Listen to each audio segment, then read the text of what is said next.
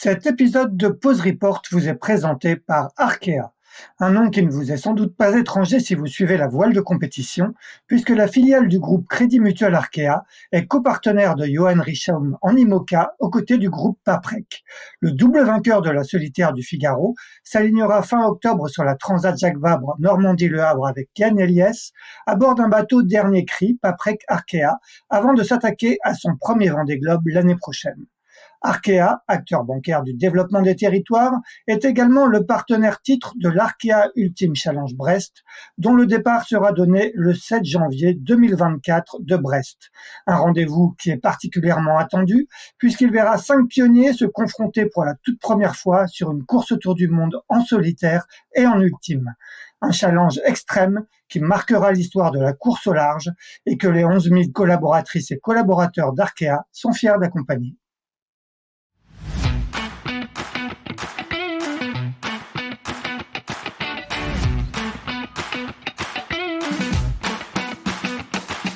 Bonjour, vous écoutez Pause Report, le podcast qui décrypte et analyse chaque semaine l'actualité de la voile de compétition.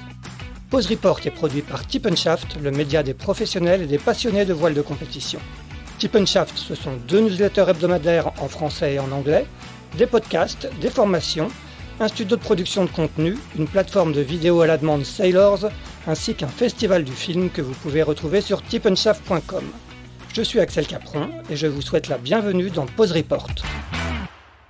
Bonjour à tous et bienvenue dans ce 131e épisode de Pause Report, le podcast hebdomadaire de Tip & Shaft qui explique, décortique, décrypte et analyse l'actualité de la voile de compétition sous toutes ses coutures et en compagnie des meilleurs experts. Nous sommes le lundi 11 septembre, il est 19h. Je suis Pierre-Marie Bourguina et je remplace exceptionnellement Axel Capron qui n'a pas pu être présent pour animer cet épisode consacré à la première régate préliminaire de la 37e Coupe de l'Amérique qui se déroule de jeudi à dimanche prochain à Vilanova. Ça se trouve au sud de Barcelone. Nos 3 invités font partie d'une des 6 équipes en lice. Le premier est le coach français du défi italien Luna Rossa Prada Pirelli, figure bien connue de la Coupe. Il s'agit de Philippe Presti. Salut Philippe. Bonsoir. Le second est membre de l'équipe navigante du challenger suisse Alinghi Red Bull Racing qui a fait l'annonce aujourd'hui même de son équipage. C'est donc l'un des 2 barreurs de l'AC40 qui est avec nous. Il s'agit du Suisse Maxime Bachelin. Bonjour Maxime. Bonjour. Enfin, il rentre tout juste de Saint-Tropez. Il a filé vers Barcelone, Saint-Tropez où il avait disputé ce week-end le Grand Prix de France de CLGP à bord du F50 français. Kevin Péponnet est avec nous. Bonsoir Kevin. Bonsoir. Voilà messieurs, merci d'être à nos côtés pour évoquer la Coupe. Avant de vous donner la parole, je vous propose une brève présentation de cette 37e édition, histoire de remettre un peu dans son contexte cette régate préliminaire de Vilanova. C'est donc Barcelone qui accueillera en 2024 cette 37e édition de la Coupe d'Amérique qui sera précédée de 3 régates.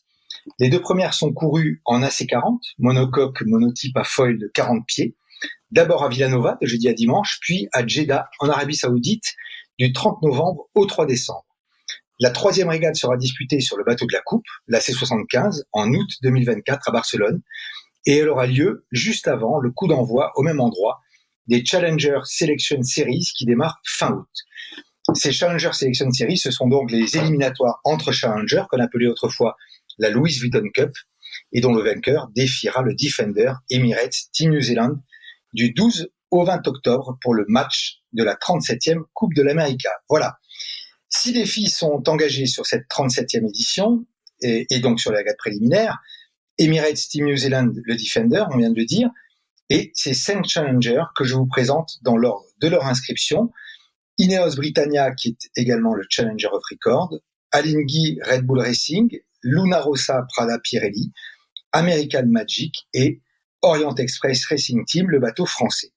À noter également que dans le cadre de la Coupe d'Amérique se disputeront en AC40 du 26 septembre au 16 octobre 2024 la Youth et la Women's America's Cup, ce qui est une grande première pour l'épreuve féminine. Voilà pour cette présentation, messieurs, la parole est à vous.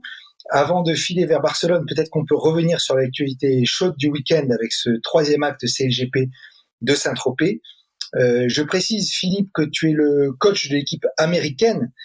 Quel est pour toi le bilan de ce Grand Prix qui a été remporté, je rappelle, par les Britanniques et dont les États-Unis ont pris la 5e place. Super, déjà super Grand Prix. Nous, on adore être à Saint-Tropez. Enfin, en tout cas, moi particulièrement, mais l'équipe également. Un accueil d'enfer, du public, des bonnes conditions de navigation, beau temps. Enfin voilà, c'était top. Et donc nous, pour notre petite histoire, on a fait une bonne première journée où on était 3e à un point de la première place. Les 3 premières places sont qualificatives pour la finale. Donc vraiment, on essaie de targeter ces 3 premières places. Donc on était vraiment dans un bon rythme. Et malheureusement, on s'est un peu pris les pieds dans le tapis et on n'a pas réussi à concrétiser de bons départs. En fait, on a fait de bons départs, mais le vent était très shifty. On n'a pas réussi à s'adapter. Et voilà, donc ça, on est un peu déçus parce qu'on était les tenants du titre de cette épreuve puisqu'on avait gagné l'an dernier. Et on avait vraiment un bon feeling, et bon, on n'a pas réussi à conclure. Ça sera partie remise pour Taranto dans 15 jours. Tarente au sud de l'Italie. Hein. Tu parlais, Philippe, de conditions de vent très légères. Effectivement, on était loin des conditions de 2022, où le catamaran français avait établi le record absolu de vitesse en F50, Kevin. Là, des conditions beaucoup plus légères. Ça vous a plutôt réussi, les Français, samedi, hein, vous aussi, avec 2 places de 2e et 4e. C'était plus compliqué dimanche, et vous terminez à la 6e place au général. Quel bilan, Kevin, t'en tires-tu de cet acte 3 CLGP à Saint-Tropez? C'est un bilan un petit peu décevant sur le plan comptable où voilà l'image de l'équipe américaine évoquée par Philippe, on a eu un super samedi et dimanche on est passé complètement à côté à la fois de nos départs et du suivi du suivi du vent. On a vraiment eu du mal à être à l'endroit et en phase avec le vent et pour ajouter ça à notre mauvaise performance, on a eu aussi un problème technique où notre bateau on était à plat de batterie en fait, on a eu un shutdown de notre bateau, donc un peu surprenant heureusement que voilà, on était un petit peu seul dans notre coin, mais si c'était arrivé dans de la meute ou un passage de marque, ça aurait été un petit peu plus délicat à gérer. Mais voilà, dans l'ensemble, ouais, un peu décevant. Ouais. Shutdown au niveau énergie, ça veut dire qu'on maîtrise plus la descente des foils, ça veut dire qu'on règle plus pareil. Ça posait problème aussi de barre, Kevin? Ouais, alors non, la barre, parce que la barre c'est le seul composant qui est pas géré soit électroniquement, soit ouais par hydraulique, mais en fait bon, on s'attendait pas à ça, mais le bateau est resté figé dans la dernière configuration, donc c'est à dire qu'on était on était au portant avec beaucoup de cambrures dans l'aile, un foc bordé et un rec de foil et des safrans dans une certaine position. Et le bateau est resté bloqué dans cette configuration là. Et on avait quand même accès à la barre. Euh, mais voilà, on s'attendait pas à ce que le bateau dans cette crise là reste en position figée comme celle-là. Ok, plus de peur que de mal. À propos de soucis techniques, un petit mot quand même sur l'explosion de l'aile des Néo-Zélandais dans des conditions de vent assez légères. Pas de dégâts humains sur le bateau, mais c'était très impressionnant quand même. Qu'est-ce que ça vous évoque? Ça nous évoque qu'on est quand même voilà, on fait évoluer le matériel. Enfin, Philippe il m'arrêtera, il me corrigera si je me trompe, mais ces ailes-là, elles ont été les grandes ailes de 29 mètres, elles ont été conçues pour les toutes petites conditions, assez faiblardes, donc voilà, moins de 8 nœuds, quoi, 6-7 nœuds, et on les a poussés au fur et à mesure dans un range de vent beaucoup plus fort, dont la veille on a navigué quand même jusqu'à 15 nœuds avec ces ailes-là, et je pense qu'elles n'ont pas forcément été dimensionnées pour être utilisées dans ce range de vent-là. Et on connaît pas, enfin moi je connais pas exactement la cause de l'explosion de cette aile-là, qui est rentrée en flambant au final. Mais c'est impressionnant et plus de peur que de mal parce que ouais, les images sont assez impressionnantes et personne n'a été blessé à bord, heureusement. Oui, vive les casques. Philippe, toi, dans l'histoire, depuis que les ailes ont fait leur apparition sur la coupe, à part dans les séances de chavirage de bateau ou éventuellement de collision, il y avait déjà eu des précédents d'explosions comme ça, au flambement, comme l'explique Kevin, de ces pièces composites. Oh, pas de cette magnitude, hein, mais pour l'histoire un peu de cette aile, c'est une aile qui nous permet. En fait, on a le même tronçon du bas et du haut qu'on va utiliser sur toutes les ranges de vent. Donc, et en fait, on change uniquement les tronçons du milieu de l'aile pour l'agrandir jusqu'à 30 mètres, 29 mètres. Et quand on veut la réduire, on enlève les tronçons du milieu et puis le bas et le haut restent en place et on se retrouve avec une petite aile de 18 ou 19 mètres pour le vent fort. Donc en fait, il y a des compromis qui ont certainement qui doivent être faits pour pouvoir utiliser cette aile de cette manière-là. Et pour info, par exemple, à Los Angeles, à 8 heures, la décision a été prise de naviguer avec la grande aile alors qu'on avait prévu l'aile médium. Et dans l'espace de 3 heures, toute la flotte a pu changer de la configuration d'aile et aller naviguer. Donc clairement, il y a des il y a des load cases qui ont certainement été dépassés, mais bon, c'est une aile qui est faite justement pour pouvoir être hybride et pour pouvoir changer super rapidement de configuration. Et donc voilà, là, je crois qu'on a atteint une petite limite et il va y avoir des recherches, j'imagine, et on va revenir avec une meilleure une configuration plus solide. Mais le concept, c'est vraiment ça, c'est vraiment être capable de morpher l'aile pour pouvoir l'utiliser vraiment, utiliser le bateau dans tous les ranges. Et voilà, 6-7 nœuds, on vole avec la grande aile et ça fait un bateau spectaculaire, même dans des vents assez faibles, quoi. Pour CLGP, donc prochain acte à Tarente en Italie. On va passer à la coupe proprement dite, même si les circuits ont évidemment de fortes connexions. Toi, Kevin, tu es impliqué sur un double projet puisque tu cumules ce rôle de régleur d'aile sur le F50 français et tu es aussi embarqué sur le défi Orient Express Racing Team. C'est pas trop compliqué de jongler entre ces deux casquettes. Ça fait des gros programmes et puis des bateaux finalement assez différents quand même. Oui, je me pince tous les matins, hein. C'est quand même deux projets, extraordinaires à vivre, tout juste un peu plus de 30 ans, quoi. Donc, ouais, je me pince tous les matins de pas pouvoir participer à ces deux grands circuits. Et difficile. Bon, ça prend, voilà, on est à 100% dans les deux projets, donc on saute d'un projet à l'autre. Je suis rentré il y a quelques heures sur Barcelone, mais c'est assez complémentaire, hein, ces deux bateaux, voilà, deux bateaux volants. Toute expérience acquise sur un bateau, elle peut être transférable sur un autre. Et là, on avance à la vitesse grand V sur les deux projets. Et même si ces deux bateaux, ça reste deux bateaux volants, mais qui ont une physique assez différente.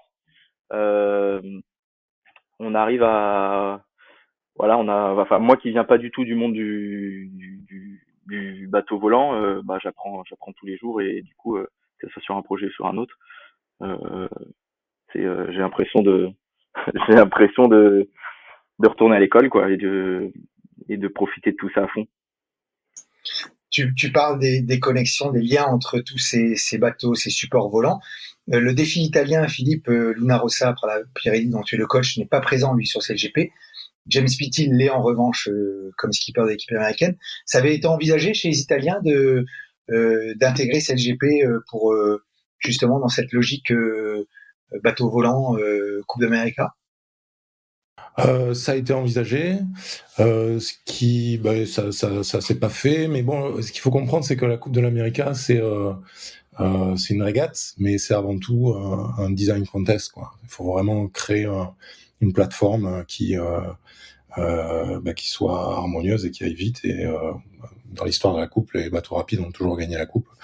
Donc l'aspect régate, clairement, est à mettre en avant à la fin, mais avant tout, il y a l'aspect industriel. Il faut construire un outil qui va performer, qui va pouvoir être adaptable, qui va pouvoir développer. Et beaucoup d'énergie et d'argent est dépensé dans cette direction, sachant que quand on a commencé le défi, Keiko Bruni était sur un projet avec les Japonais, Jimmy était sur un projet avec les Américains, et on avait la perspective d'avoir les World Series sur les classes 40, donc voilà, dans tout projet il faut faire des choix, et on a pensé que mettre plus d'énergie dans le développement avait plus de sens par rapport à notre projet. Ne pas s'éparpiller. Bien. Maxime, tu fais donc partie, toi, de l'équipage de l'AC40 d'Alinghi Red Bull Racing, équipage équipé par Arnaud Psarophagis, qui a été annoncé ce lundi matin. Tu en es le Benjamin, puisque tu n'as que 25 ans. Est-ce que tu peux d'abord, pour ceux qui ne te connaissent pas, ce qui est mon cas, nous raconter un petit peu ton parcours? Oui, avec plaisir. Du coup, alors moi j'ai commencé dans les années où Alinghi était très bon. Du coup, 2003, 2007. En 2003, je faisais pas encore de voile, bien sûr, mais en 2007, je devais quasiment commencer la voile, et c'était toujours du coup un objectif de pouvoir être dans cette équipe. Et du coup, pour mon parcours, j'ai commencé par l'optimiste, et enfin le principe normal, enfin l'optimiste, après un peu de 420, et j'ai fait pas mal aussi de Flying Phantom à côté, un peu de motte, et puis voilà, c'est ça. Ouais, pour avoir un peu des bateaux volants. Aussi un peu de 69F, toujours en volant. Du coup, pas mal de bateaux volants, ce qui m'a probablement permis d'être dans cette équipe.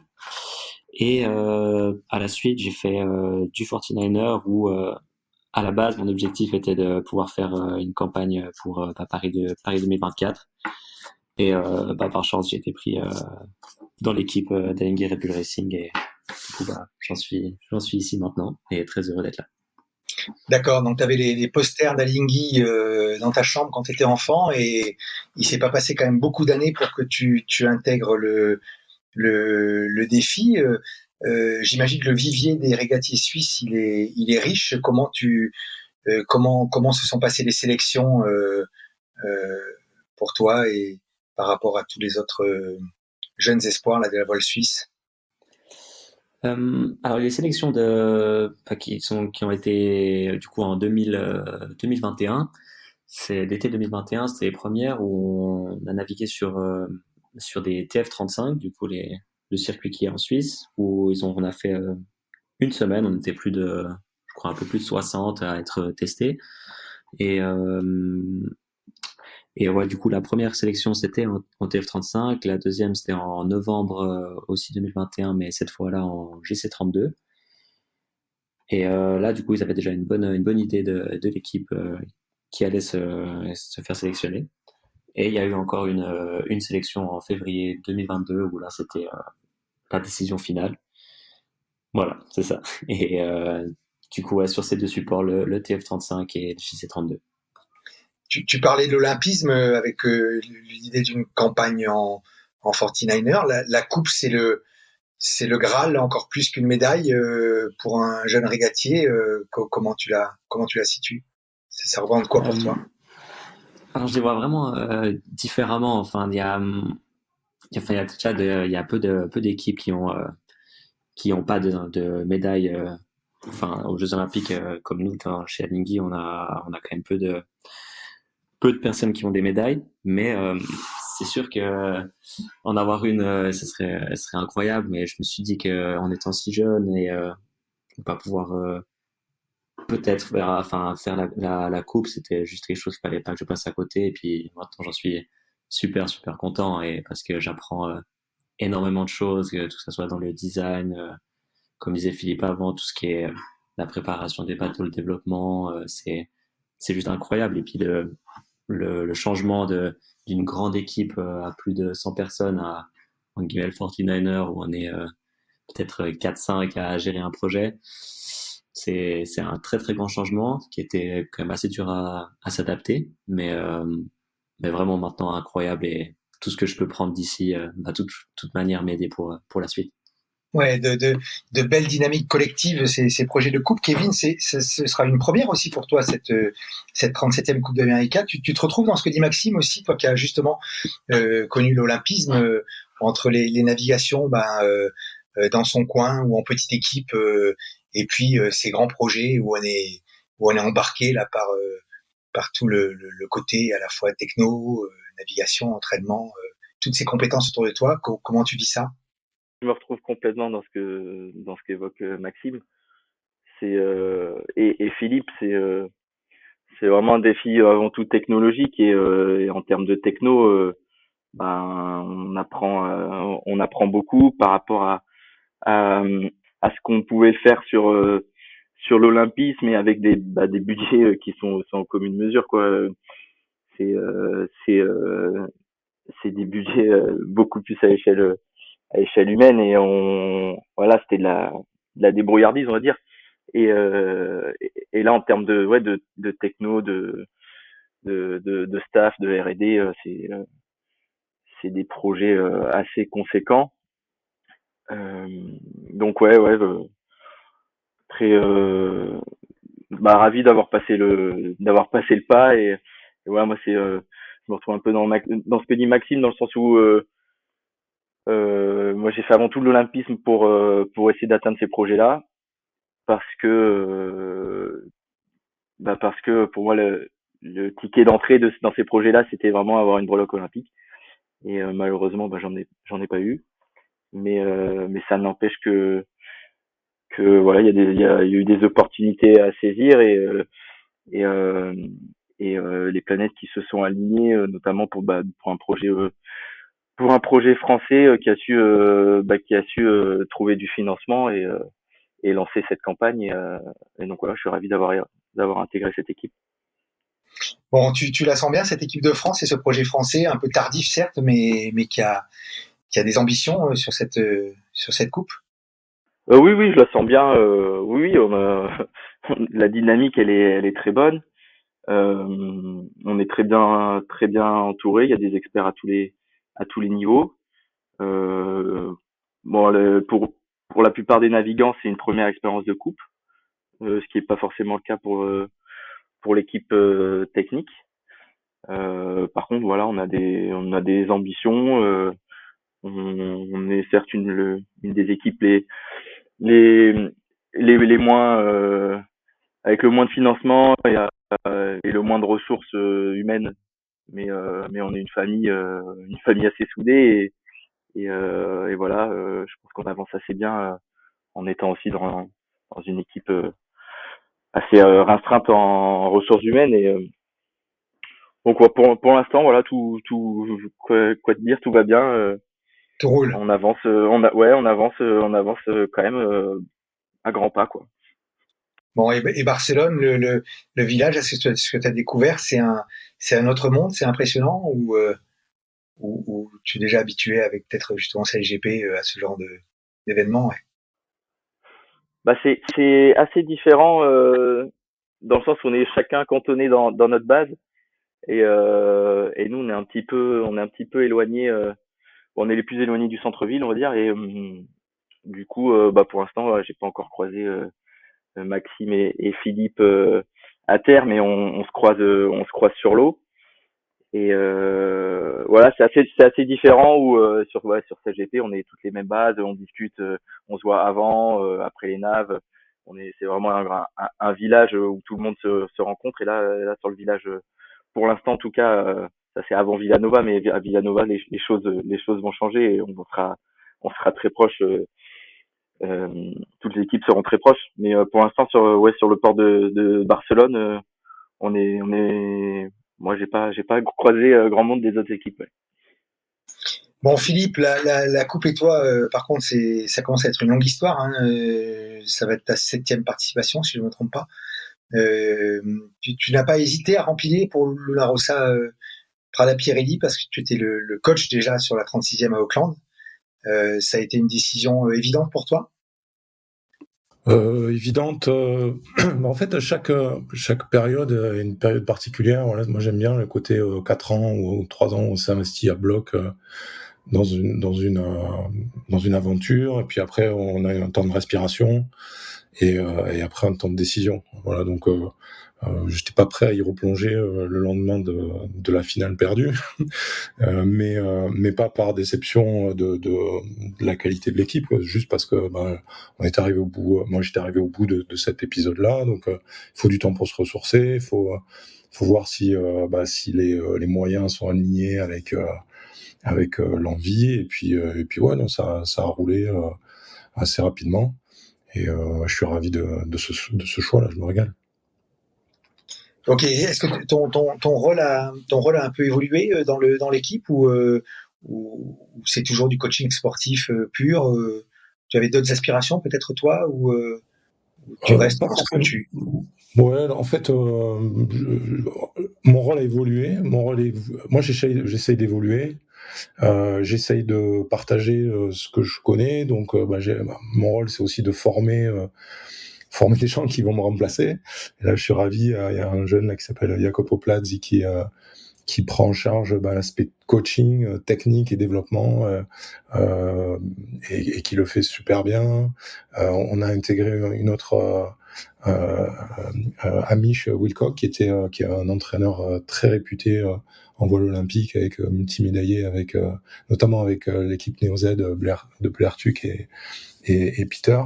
Donc, et lui, il va s'occuper plus de tout ce qui est météo, décision, etc. Moi, j'essaie de garder un peu le côté management général, et tactique, stratégie, développement de tactique et stratégie. Mais bon, ces équipes-là, en fait, il y a, comment dire, moi j'aime bien essayer de voir où il y a des manques, et quand il y a des manques, j'essaie d'aider à ce que ces manques-là soient comblés. Et des fois, ça m'amène à faire des trucs que je sais pas, dont c'est pas ma spécialité, mais qu'il faut faire, quoi. Donc, notamment la dernière campagne, je me suis vraiment investi sur le racing software, qui est en fait un outil de décision incroyable si tu l'utilises bien. Je me suis investi à mort sur les simulations, et le lien justement entre le racing software et la simulation de régate. J'ai développé des jeux de régate et des jeux de stratégie. Je dis des jeux, mais en fait, c'est des outils de travail, de décision. Parce qu'il faut s'entraîner à décider, et une fois qu'on est sur l'eau, si on a l'éventail des possibles, on est mieux capable de communiquer, parce que c'est des bateaux compliqués. Donc, l'équipe de bâbord, on voit pas l'équipe de tribord de la journée, en fait. Ils se quittent le matin. Et donc, la communication est essentielle, et notamment la communication stratégique entre les deux côtés du bateau, pour que les gens prennent une décision. Il faut qu'ils se comprennent, et il y a une espèce d'alternance de rôle qui est super intéressante, et qui doit être préparée. Donc voilà, moi je me régale dans ces équipes-là, comme disaient mes collègues là, c'est top. Et notamment par les gens qui y participent, parce que c'est souvent des high performers, des gens qui ont des réussites incroyables, que ce soit dans le design, le management, ou l'aspect sportif. Et être parmi ces gens-là, c'est hyper stimulant, et on apprend, quoi. Bien, super. Tu disais tout à l'heure, Philippe, que la coupe, c'est un design contest, hein, finalement, qui démarre très tôt, hein, dès la victoire précédente. Là, ces régates préliminaires de la 37e Coupe d'América, elles se courent sur des monotypes, ce qui est une nouveauté. Pour autant, tout le monde n'a pas démarré au même moment. Je crois que c'est Maxime qui peut nous expliquer comment les Suisses ont décidé de s'installer, je crois, très tôt à Barcelone, et disposent de 2 AC40 pour l'entraînement. Je me trompe, Maxime? Ouais, alors tout est très juste. Ouais, on est arrivé déjà il y a plus d'une année, parce que ouais, bientôt une année et demie ici à Barcelone, et ce qui était franchement un bon point pour nous, parce qu'on a pu vraiment s'adapter en guillemets à la ville, et puis voir un petit peu les conditions qu'il y a ici de navigation à Barcelone, surtout dans les périodes qu'il y aura la coupe l'année prochaine en septembre et octobre, qui change pas mal quand même de ce qu'on a pu voir ce printemps. Mais du coup, ouais, on a aussi eu du coup ces deux AC40. On a reçu notre premier en février de cette année et le deuxième un peu plus tard en avril-mai, je crois, par là. Et c'était pratique en fait de les recevoir un petit peu séparés, parce qu'on a pu d'abord tous, parce qu'on est plusieurs navigants, vu qu'il y a que 4 personnes qui vont sur les AC40, et dans notre équipe on a un peu plus de 15. Et du coup, ça permet de tourner sur ce bateau et qu'on y prenne tous ces marques et de différentes manières de naviguer. Et après, d'avoir le deuxième bateau, c'était plus pour faire du testing, s'entraîner aussi un petit peu au match race. Et ça, je pense que c'était un plus qu'on a pu avoir. Et on est très content d'avoir eu l'opportunité d'avoir ces deux bateaux et qui fonctionnent vraiment bien. C'est un bateau on a quasiment jamais eu de problème sur ces bateaux les jours où on voulait naviguer. Combien de jours, justement, Maxime, de navigation tu estimerais depuis que vous avez réceptionné le premier bateau? Alors, je dirais beaucoup. Enfin, on a toujours navigué en même temps que le 75, enfin le 75, pardon. Le 75, là, c'est 75 que vous aviez racheté à New Zealand, hein, c'est ça? Oui, c'est ça. Et du coup, on a toujours mixé un petit peu entre les deux. Et le nombre de jours exact, j'aurais difficile à dire, mais je sais pas, je dirais peut-être que je suis loin du compte, mais je dirais une trentaine, quarantaine, peut-être, toujours. Peut-être un peu moins, je sais pas. Franchement, difficile à dire. En tout cas, c'est sans doute vous qui avez le plus navigué sur ce bateau. Alors, un petit mot quand même sur cet AC40. C'est un bateau très spécial qui a été imaginé par le design team de New Zealand. Donc un monotype qui n'a pas d'aile, mais qui a un gréement, on va dire, classique, avec un foc autovireur, qui mesure 12 mètres de long, qui pèse, je crois, autour de 2 tonnes, et qui navigue à 4 équipiers. Et donc il y a deux particularités, vous me coupez hein, si je dis des bêtises, par rapport à un S75, c'est d'abord que l'énergie pour manipuler les foils provient d'une batterie embarquée sur le bateau, et non pas d'équipiers qui tournent des manivelles. Et le bateau est équipé également d'un système de contrôle de vol automatique, un peu peut-être comme les TF-35. Je sais plus qui disait il y a pas longtemps que c'était un véritable jouet, ce bateau, qui était fantastique à naviguer. Tu confirmes, Maxime? Oui, je confirme totalement. C'est un bateau qui est simple à naviguer. La première fois qu'on est allé sur ce bateau, on a trouvé ça incroyable. Enfin, la facilité du bateau on a pu naviguer, voler dès le premier jour et tout allait bien, faire des manœuvres sans toucher, et c'était vraiment un bateau qui fonctionne bien. Après, c'est sûr que pour la régate, c'est des petits détails qui comptent et qui font la différence quand même, comme toujours sur ces bateaux avec un haut potentiel. Mais ouais, on peut vraiment faire des choses incroyables avec ces bateaux parce qu'ils sont très maniables, très ouais, dans les situations de pré-start, et c'est pour sûr bien plus simple que le 75, là c'est 75, mais on a essayé de se rapprocher le plus possible de cela pour la coupe. Alors, Philippe parlait tout à l'heure des équipiers bâbord et tribord qui se voyaient pas de la journée sur une journée de la coupe. Là, c'est pareil, le bateau il est symétrisé avec donc un barreur de chaque côté et un régleur. Comment ça se passe concrètement? Philippe, peut-être tu peux nous en dire un mot. Tu connais le bateau toi aussi. Ouais, donc c'est exactement le même principe avec un barreur de chaque côté. Ça c'est une évolution qu'on a mise en place avec Luna Rossa pour la dernière coupe. On était les seuls à avoir un double barreur, enfin 2 barreurs, un de chaque côté. Et il se trouve que c'est une solution qui nous a permis de gagner des matchs et bien régater. Et cette solution est devenue un peu la solution de référence, quoi. Parce que en fait, c'est des bateaux qui demandent d'être en position, et on a du mal à se déplacer sur sur le bateau à la vitesse où ils vont, et une notion d'équilibre qui est quand même assez radicale. Donc il y a 2 barreurs, un de chaque côté, qui ont sur ce bateau-là, ils ont les postes avancés. Donc et contrairement à ce que nous, par exemple, on a sur notre prototype à Cagliari, où on a une configuration qui est un peu différente. Et derrière, il y a derrière chaque barreur, il y a un régleur qui va régler les voiles pendant les courses et les manœuvres. Et donc il va y avoir une sorte il va falloir alterner un côté, l'autre, sachant que le barreur va aussi avoir des réglages notamment de trim, c'est-à-dire d'attitude de vol, de hauteur, de cant, voilà. Il y a chaque équipier qui n'est pas en charge sur le moment a également un rôle à jouer quand il est On s'ennuie pas. Ouais. Ah non, là, ça on se tourne pas les pouces.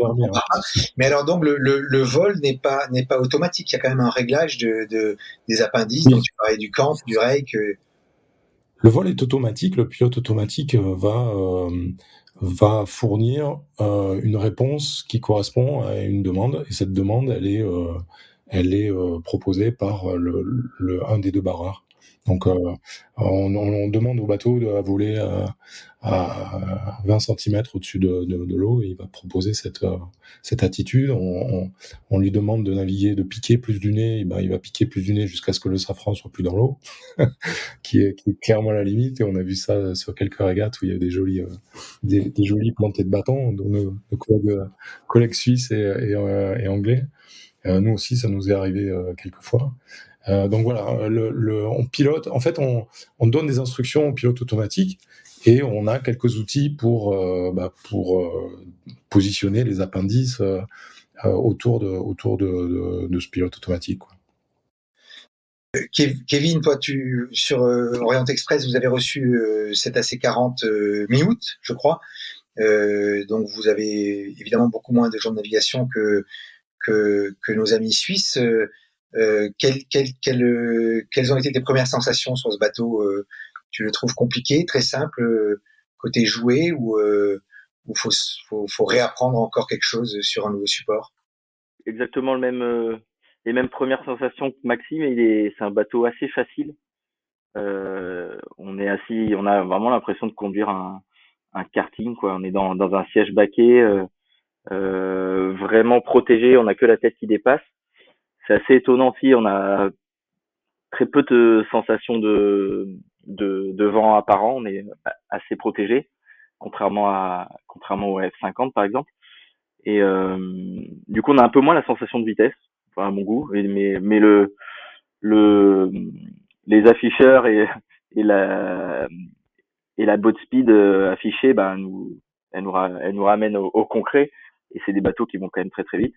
Oui, qui vont à plus de 40 nœuds, quoi. Hein. Ouais, on est à plus de 30 nœuds au près, et 40 nœuds au portant. Et donc c'est des bateaux vraiment incroyables, super, vraiment vraiment surpris de la qualité de contrôle de l'autopilote. En ligne droite, là, c'est assez bluffant. Ça n'empêche que voilà, on peut aussi sur des manœuvres réaliser quelques acrobaties, et ça nous est arrivé aussi à 2 reprises.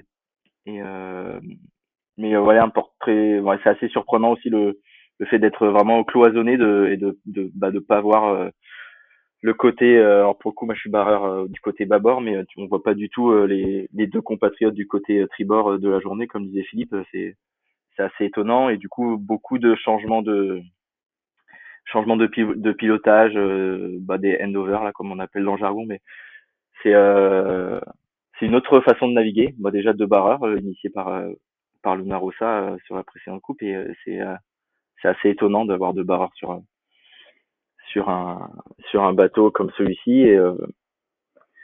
Et voilà, on n'en est même pas à notre 10e navigation, je pense. On est à 8 ou 9 navigations sur ce bateau. Mais on apprend au fur et à mesure, et puis à l'aide du RECON programme, là, le programme de reconnaissance qui est l'espionnage officialisé. On apprend beaucoup des navigations des Suisses, des Italiens, des autres, et du coup on essaie de rattraper ce retard et pris au démarrage, mais ça nous aide à avancer à grands pas. D'accord. Tu peux nous en dire un peu plus sur l'équipage, Kevin, dont tu disais que tu étais l'un des deux barreurs. Quentin, j'imagine, Quentin est le est skipper du bateau, ouais, le skipper du bateau. du projet. Oui. Et les deux Et les riggers riggers. sont Mathieu Van Damme Oui. et Jason Sanders. D'accord. Qui Et était avec vous, qui a remplacé. qui sont qui sont aussi sur le projet CLGP. Et après, on est aussi renforcé par des équipiers tels que Tim Mourniac, Jean-Baptiste Bernaz, Bruno Mourniac, voilà, qui participent aussi, qui pour la plupart, pour certains d'entre eux ont navigué, ou sinon pour d'autres qui continuent à appréhender les navigations à l'aide du simulateur de vol. Donc voilà l'équipe, ça c'est l'équipe des navigants, donc elle est assez restreinte, on n'est pas 15 navigants comme chez les Suisses, mais voilà pour nous. Ok. Et vous avez participé à une régate d'entraînement, si je m'abuse, où vous naviguez à 5, où il n'y avait pas les Américains encore, mais il y a déjà une hiérarchie un petit peu qui se dégage sur ce nouveau monotype, ou ça vous paraît complètement open?